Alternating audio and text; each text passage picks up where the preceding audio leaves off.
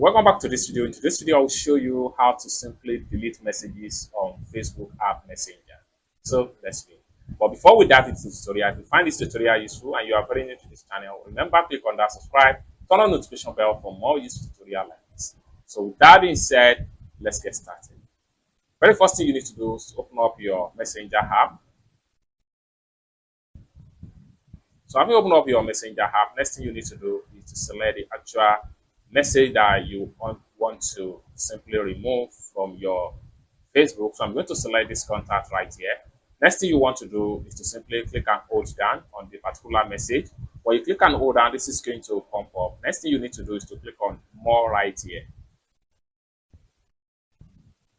Then the next thing you need to do is to simply click on remove. And the next thing you need to do is to click on remove right here. It's as simple as that. Message has been successfully deleted. So this is how to delete messages on Facebook Messenger app. I hope you really got value for this video. If you find this video useful, give this video a big like, and also remember to subscribe to the channel for more useful tutorials like this. Thank you so much for watching, and I hope to see you in my next video. Bye for now.